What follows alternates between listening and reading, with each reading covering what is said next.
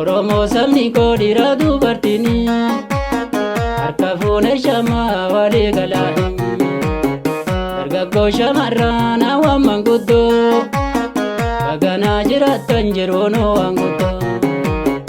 Oromoo sabni koo dhiira dubartiini harka fuune shamaa walii galanii dargaggoo shamarran hawwan manguddoo baganuu jiraattan jiruunoo wanguddoo.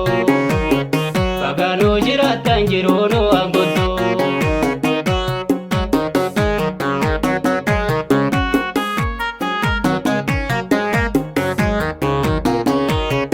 Asham asham jennaa nagaa wal gaafannaa bahaalitti kabaa kibbaa wal hammannaa bahaalitti kabaa kibbaa wal hammannaa qabsoo bilisummaa waliin tarkaanfannaa.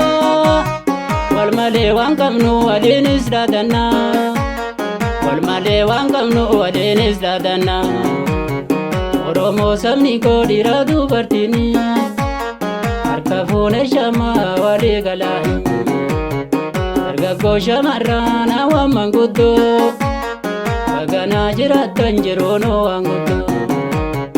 Oromoo sabni koo dhiira dubartiini harka fuune shamaa walii galanii dargaggoo shamarran hawwan manguddoo baganuu jiraattan jiruunoo wanguddoo baganuu jiraattan jiruunoo wanguddoo.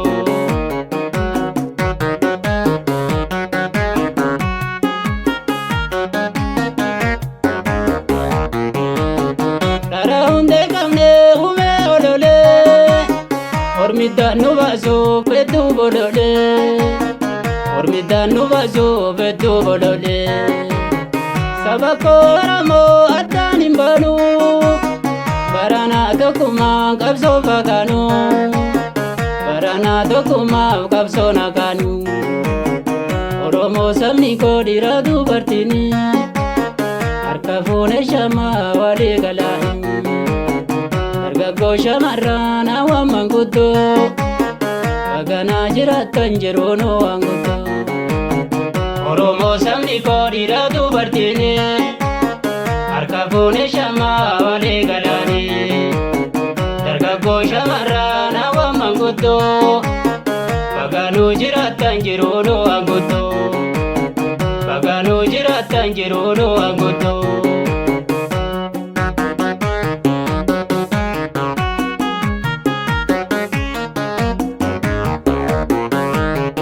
Rakkoo qaxxaamursuuf bardaanti dhugaadha onni siin kennitan sun haalaan guddaadha onni siin kennitan sun haalaan guddaadha.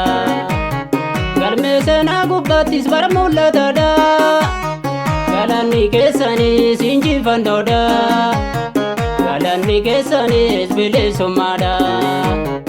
Oromoo sabni koo dhiira dubartiini harka fuune shamaa walii galanii dargaggoo shamarran hawwan manguddoo baganaa jiraattan jiruunoo wanguddoo.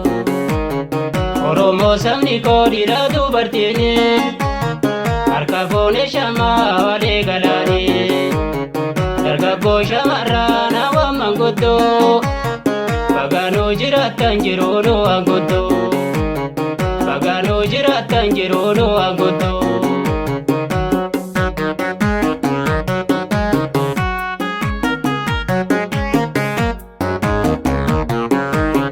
Saba koo Oromoon walii gaddisa magaalaa baadiyyaa barataa barsiisa magaalaa baadiyyaa barataa barsiisa. Kutaa fi amantii wal qoqqooduu dhiisa dhala nu boodaatiif waan gaarii hambisa dhaloota nu booda waan gaarii dhachisa.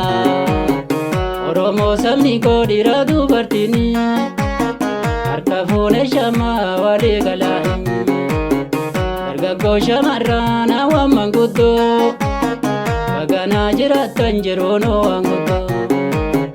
Oromoo sabni koo dhiira dubartiini harka fooni shamaa walii galaani.